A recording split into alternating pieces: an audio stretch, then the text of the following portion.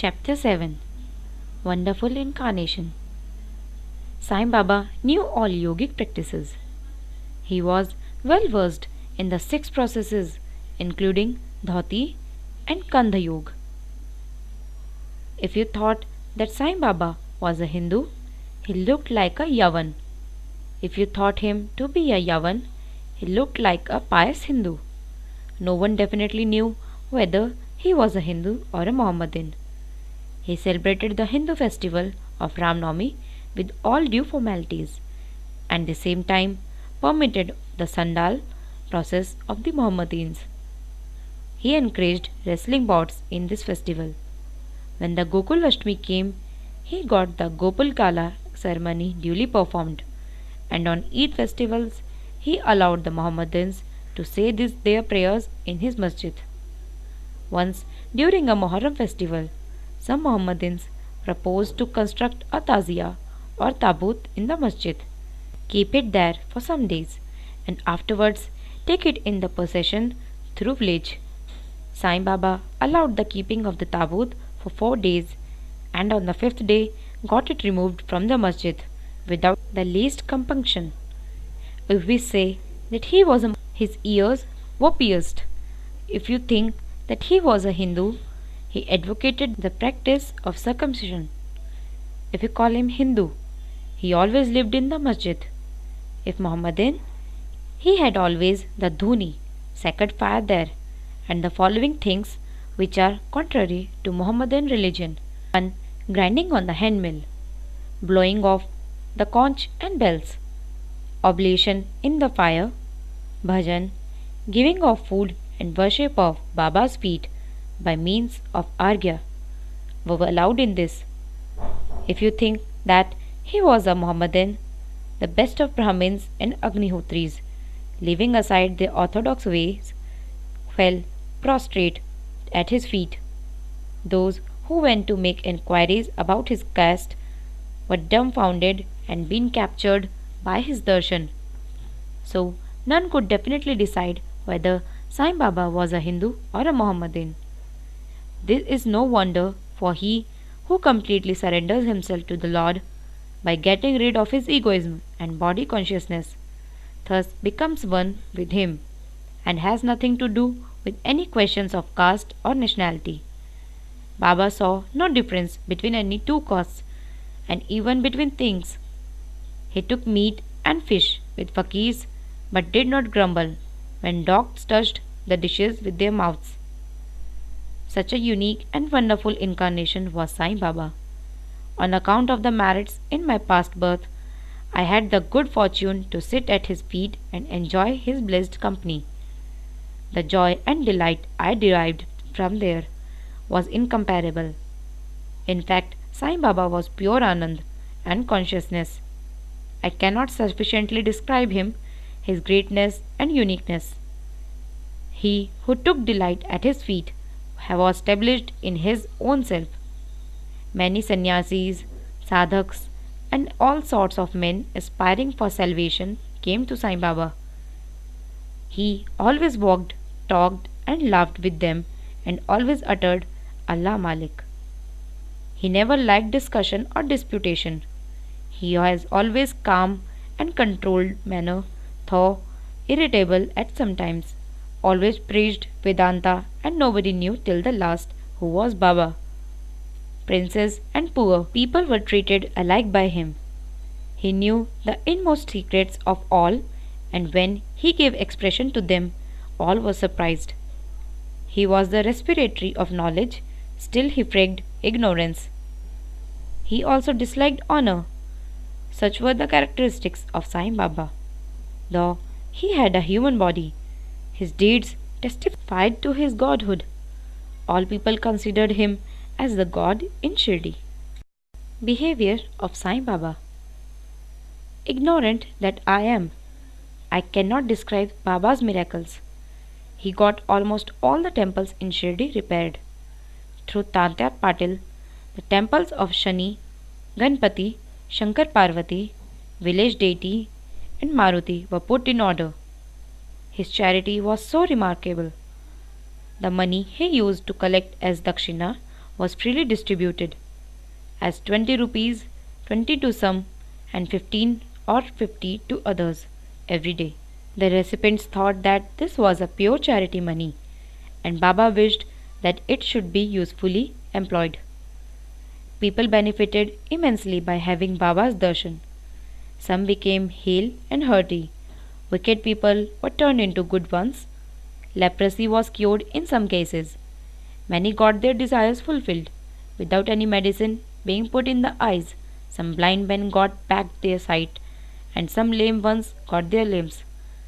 Nobody could see the end of his extraordinary greatness. His fame spread far and wide, and pilgrims from all sides flocked to Shirdi. Baba had his asan near the dhuni and always rested there. He sat there in meditation, sometimes without a bath. He used to tie a small white turban on his head and wear a clean dhotar round his waist and a shirt on his body. This was his attire in the beginning. He first practiced medicine in the village. He examined patients and gave medicines. He was also successful and he became famous as a Hakim. A curious case may be narrated here. One devotee had his eyes quite red and swollen. No doctor was available in the Shirdi. The other devotees took him to Baba. In such cases, other doctors would use ointments, anjans, cow's milk, and camphorated drugs, etc. Baba's remedy was quite unique. He pounded some biba and made 2 balls of them and thrust them in each eye of the patient and wrapped it a cloth bandaged round them. Next day, the bandage was removed and water was poured over them. The inflammation subsided and the pupils became white and clear. Though the eyes were very delicate, the biba caused no hurt but removed the disease of the eyes. Many such cases were cured. This is only one instance in this regard. Baba's yogic practices. Baba knew all the processes and practices of yoga. 2 of them will be described here. Dhoti Kriya or cleansing process. Every 3rd day, Baba went to the well near banyan tree and a considerable distance from the masjid, washed his mouth and had a bath. On one occasion, he was seen throwing up his intestines, cleaned them inside outside, and placed them on a jam tree for drying. There are people in Shirdi who have actually seen this and who was testified on this fact. Ordinary dhoti is done by a moistened piece of linen 3-inch broad, 22.5 feet long. This piece is gulped down the throat and allowed to remain in the stomach for about half an hour for being reacted there and then taken out. But Baba's dhoti was quite unique and extraordinary. 2. The Khand Yoga. In this practice, Baba extracted the limbs from his body and left them separately at different places in the masjid. Once, a gentleman went to the masjid and saw the limbs of Baba lying in separate places. He was terrified. He first thought of running to the village officers and informing them of Baba being hacked to pieces and murdered. He thought that perhaps he would be held responsible, as he was the first informant and knew something to the affair. So he kept silent. But next day, when he went to the masjid, he was very much surprised to see Baba, hale and hearty as before. He thought that what he had been seen the previous day was only a dream. Baba practiced yoga since his infancy, and nobody knew or guessed the proficiency he had attained in it. He charged no fees for his cures, became renowned and famous by virtue of his merits, gave health to many a poor and suffering persons. This famous doctor of doctors cared not for his interests, but always worked for the good and welfare to others, himself suffering unbearable and terrible pain many a time in the process. One such instance I will relate now, which will show the all-pervasive and the most merciful character of Sai Baba. Baba's all-pervasiveness and mercy. In the year 1910, Baba was sitting near the dhuni on Diwali and warming himself. He was putting firewood into the dhuni, which was burning brightly. A little later, instead of pushing logs of Baba's all pervasiveness and mercy.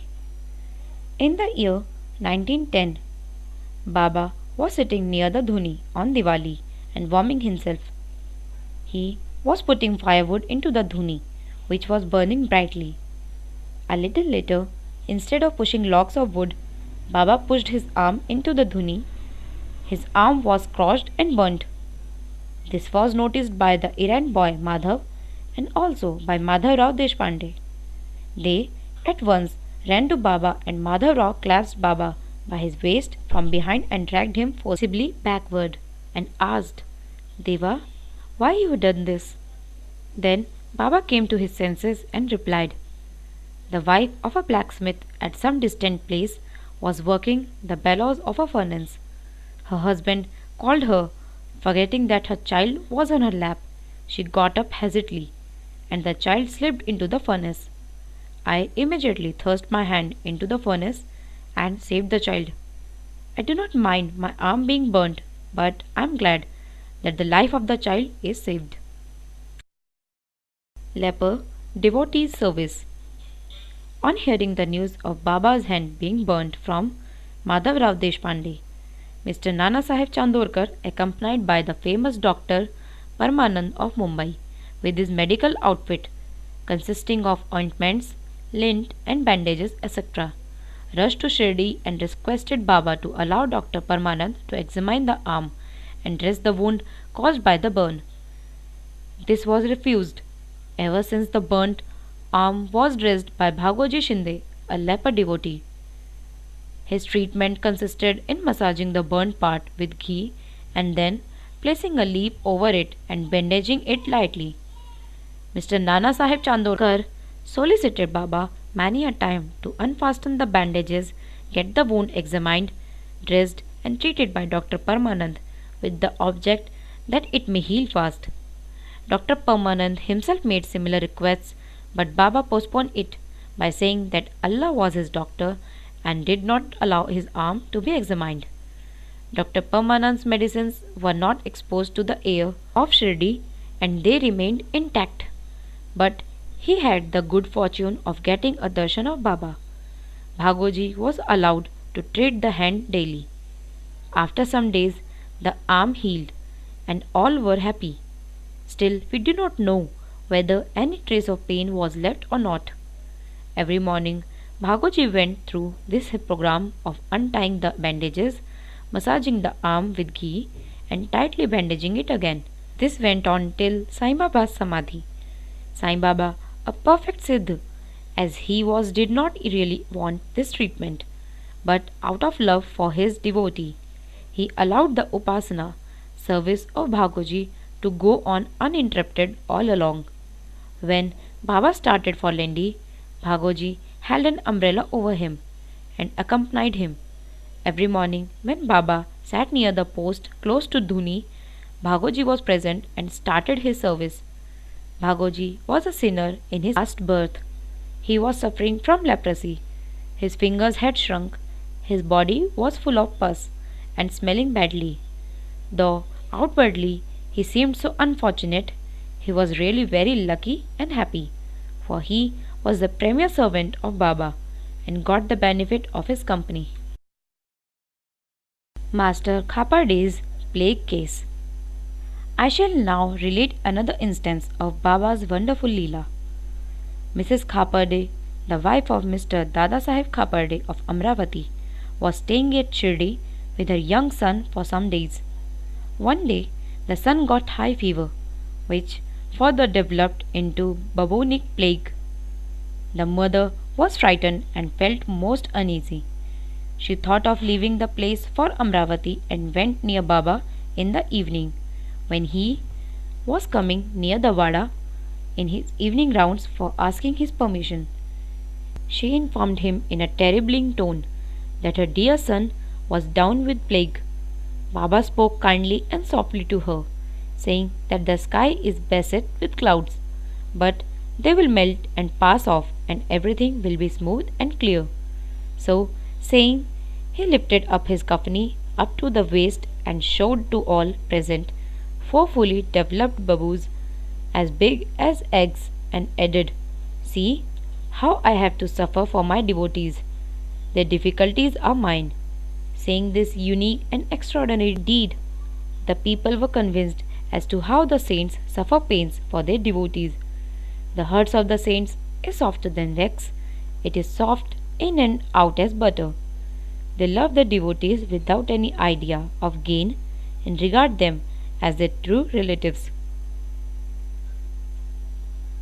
Going to Pandharpur. I shall now close this chapter after relating a story illustrating how Sai Baba loved his devotees and anticipated their wishes and movements. Mr. Nana Sahib Chandorkar, who was a great devotee of Baba, was Mamlatdar at Nandurbar in Khandesh. He got an order of transfer to Pandharpur. His devotion to Sai Baba bore fruit as he got an order to go and stay at Pandharpur, which is regarded as the Bhuvai Kunt, heaven on the earth. Nana Sahib had to take immediate charge, so he left for the place without even writing or informing anybody at Shirdi. He wanted to give a surprise visit to Shirdi, his Pandharpur, see and salute his Vithoba, meant Baba, and then proceed further. Nobody knew of Nana Sahib's departure for Shirdi, but Sai Baba knew all about this, as his eyes were everywhere. As soon as Nana Sahib approached Neemgaon, a few miles from Shirdi, there was a stir in the masjid at Shirdi. Baba was sitting and talking with Mahal Sapati, Appa Shinde, and Kashiram, when he at once said, "Let us all four do some bhajan. The doors of Pandhari are open and let us sing merrily." Then they began to sing in chorus, the bhav of the song being, "I have to go to Pandharpur, and I have to stay on there, for it is the house of my Lord." Baba sang, and the devotees followed them. After a short while, Nana Sahib came there with his family, prostrated before Baba, and requested him to accompany them to Pandharpur and stay with them there. The solicitation was not necessary, as the devotees told Nana Sahib that Baba was already in the mood of going to Pandharpur and staying there. Hearing this, Nana Sahib was moved and fell at Baba's feet. Then, after getting Baba's permission, Udi and blessings, Nana Sahib left for Pandharpur. There is no end to Baba's stories, but let me now stop here, reserving for the next chapter other topics, such as importance of human life, Baba's living on alms,